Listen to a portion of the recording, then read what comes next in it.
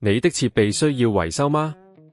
我們提供免費診斷，我們上門取件和送件，無需致電或出行。維修前先發送報價，你確認後才繼續。簡單、透明、專業，連結在簡介裏。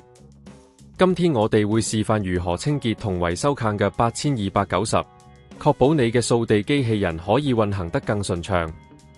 首先，我哋需要準備一些工具，包括微纖維布、刷子同清潔劑。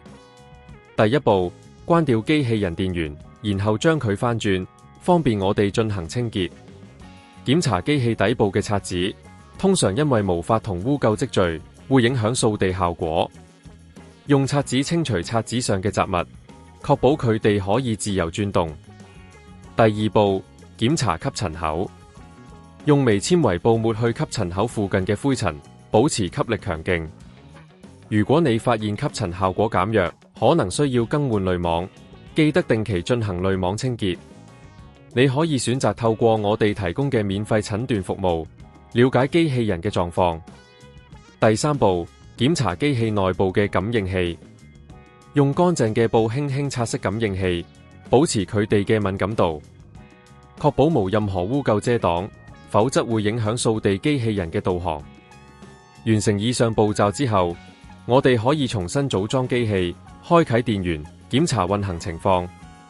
如果你發現任何異常情況，無論係噪音或者運行不穩定，歡迎聯絡我哋。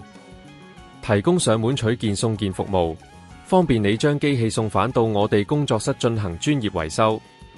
最後，記得在使用完之後，定期清潔你嘅Conga 8290，每個月進行一次深層清潔，保持最佳性能。如果需要進一步的維修或報價，可以隨時聯絡我哋會提供透明的報價服務，讓你無後顧之憂。希望今次的教學對你有幫助，保持你嘅掃地機器人運行如新。你的設備需要維修嗎？我們提供免費診斷，我們上門取件和送件，無需致電或出行。維修前先發送報價，你確認後才繼續。簡單、透明、專業，連結在簡介裏。